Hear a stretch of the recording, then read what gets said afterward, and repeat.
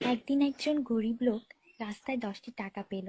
সে ভাবতে লাগলো, এই 10 টাকায় কি কেনা যাবে।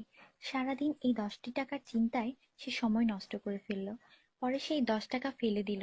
সে বলল, হে আল্লাহ, এই 10 টাকার জন্য আমি আজ সকাল থেকে আপনাকে একবারও স্মরণ করিনি। সেই সব লোক আপনাকে কিভাবে স্মরণ করে যাদের লাখ টাকা আছে? আল্লাহ সুদ হারাম করে দিয়েছেন, আমরা ব্যাংক বানিয়েছি।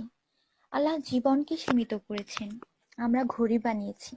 আল্লাহ পর্দার হুকুম দিয়েছেন, আমরা টিভি, ডিভিডি, ডিশ দিয়ে বেহায়ামি সর্বসাধারণের জন্য করে দিয়েছি।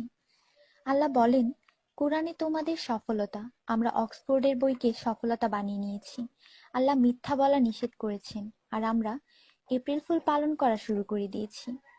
আল্লাহ বৃদ্ধ বয়সে মা বাবার সেবা করতে বলেছেন, আমরা বৃদ্ধাশ্রম বানিয়ে ফেলেছি।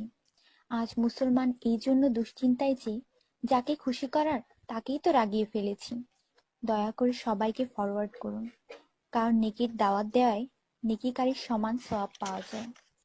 একটু ভাবুন, আজান যখন হয় তখন টিভির ভলিউম কমানো হয়, কিন্তু নজর টিভিতেই থাকে। আর মনে মনে বলি, আজান যাতে তাড়াতাড়ি শেষ হয়। এতেই কি আজানের মর্ম?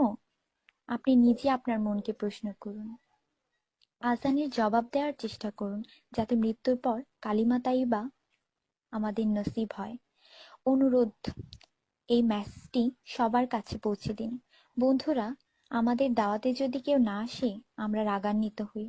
আল্লাহর পক্ষ থেকে আমাদের জন্য প্রতিদিন 5 বার দাওয়াত আসে, আর আমরা নামাজ পড়ি না। তাতে কি আল্লাহ আমাদের উপর রাগান্বিত হন না? এটি শুধু মেসেজ না, বাস্তবতা। দয়া করে নামাজ আদায় করুন এবং অন্যকেও উৎসাহিত করুন। যিনি এই মেসেজ পড়েন তাদের উপর আল্লাহ আরো রহমত দিন, এবং যিনি এই মেসেজ ফরওয়ার্ড করেন তার ভালো ইচ্ছা আল্লাহ পূরণ করুন এবং হিদায়াত করুন। নামাজের চিন্তা করুন, ব্যালেন্সের না। আজান শুনে উঠুন রিংটোনের মতো। কুরআন মনোযোগ দিয়ে পড়ুন, এসএমএস পড়বার মতো। জীবন সবসময় থাকবে না নেটওয়ার্কের মতো। নামাজ ত্যাগ করা মানে আল্লাহকে রাগান্বিত করা। ফজর 6 মিনিট, জোহর 15 মিনিট, আসর 8 মিনিট, মাগরিব 10 মিনিট, এশা 18 মিনিট, মোট 57 মিনিট। 80% লোক এই মেসেজ ফরওয়ার্ড করে না। দয়া করে আপনি করুন। আল্লাহ সবার মঙ্গল করুন। আমিন।